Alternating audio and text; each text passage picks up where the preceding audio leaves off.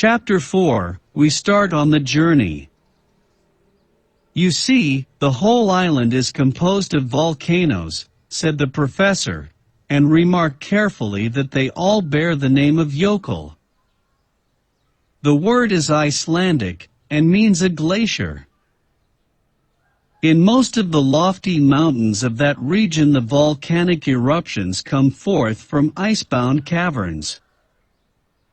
Hence the name applied to every volcano on this extraordinary island. But what does this word Sneffels mean? To this question I expected no rational answer. I was mistaken. Follow my finger to the western coast of Iceland. There you see Reykjavik, its capital.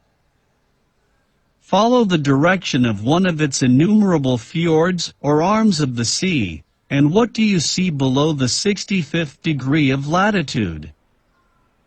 A peninsula very like a thigh bone in shape. And in the center of it?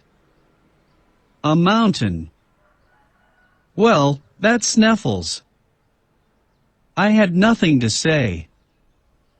That is Sneffels, a mountain about 5,000 feet in height, one of the most remarkable in the whole island, and certainly doomed to be the most celebrated in the world, for through its crater we shall reach the center of the earth. Impossible! Cried I, startled and shocked at the thought. Why impossible? Said Professor Hardwigg in his severest tones. Because its crater is choked with lava, by burning rocks, by infinite dangers. But if it be extinct, that would make a difference.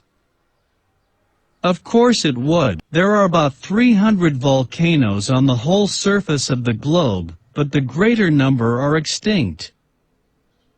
Of these Sneffels is one. No eruption has occurred since 1219. In fact, it has ceased to be a volcano at all. After this, what more could I say? Yes, I thought of another objection. But what is all this about Scartaris and the Kalends of July? My uncle reflected deeply. Presently he gave forth the result of his reflections in a sententious tone. What appears obscure to you, to me is light. This very phrase shows how particular Saknussemm is in his directions. The Sneffels mountain has many craters. He is careful therefore to point the exact one which is the highway into the interior of the earth. He lets us know, for this purpose, that about the end of the month of June, the shadow of Mount Scartaris falls upon the one crater. There can be no doubt about the matter. My uncle had an answer for everything. I accept all your explanations, I said, and Saknussemm is right. He found out the entrance to the bowels of the earth, he has indicated correctly, but that he or anyone else ever followed up the discovery is madness to suppose. Why so, young man? All scientific teaching, theoretical and practical, shows it to be impossible. I care nothing for theories, retorted my uncle. But is it not well known that heat increases 1 degree for every 70 feet you descend into the earth? Which gives a fine idea of the central heat. All the matters which compose the globe are in a state of incandescence. Even gold, platinum, and the hardest rocks are in a state of fusion. What would become of us? Don't be alarmed at the heat, my boy. How so? Neither you nor anybody else know anything about the real state of the Earth's interior. All modern experiments tend to explode the older theories. Were any such heat to exist, the upper crust of the Earth would be shattered to atoms, and the world would be at an end. A long, learned and not uninteresting discussion followed, which ended in this wise. I do not believe in the dangers and difficulties which you, Henry, seem to multiply, and the only way to learn is like our Saknussemm to go and see. Well, cried I, overcome at last, let us go and see. Though how we can do that in the dark is another mystery. Fear nothing. We shall overcome these and many other difficulties. Besides, as we approach the center, I expect to find it luminous. Nothing is impossible. And now that we have come to a thorough understanding, not a word to any living soul. Our success depends on secrecy and dispatch. Thus ended our memorable conference, which roused a perfect fever in me.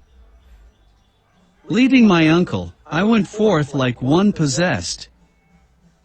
Reaching the banks of the Elbe, I began to think. Was all I had heard really and truly possible? Was my uncle in his sober senses, and could the interior of the earth be reached? Was I the victim of a madman, or was he a discoverer of rare courage and grandeur of conception? To a certain extent I was anxious to be off. I was afraid my enthusiasm would cool. I determined to pack up at once. At the end of an hour, however, on my way home, I found that my feelings had very much changed. I'm all abroad, I cried. 'Tis a nightmare, I must have dreamed it. At this moment I came face to face with Gretchen, whom I warmly embraced. So you have come to meet me, she said. How good of you. But what is the matter? Well, it was no use mincing the matter. I told her all. She listened with awe, and for some minutes she could not speak. Well, I at last said, rather anxiously, what a magnificent journey! If I were only a man. A journey worthy of the nephew of Professor Hardwigg. I should look upon it as an honor to accompany him. My dear Gretchen, I thought you would be the first to cry out against this mad enterprise. No, on the contrary, I glory in it. It is magnificent, splendid, an idea worthy of my father. Henry Lawson, I envy you. This was, as it were, conclusive. The final blow of all.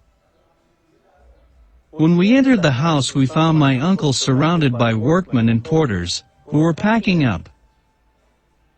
He was pulling and hauling at a bell. Where have you been wasting your time? Your portmanteau is not packed, my papers are not in order, the precious tailor has not brought my clothes, nor my gaiters, the key of my carpet bag is gone.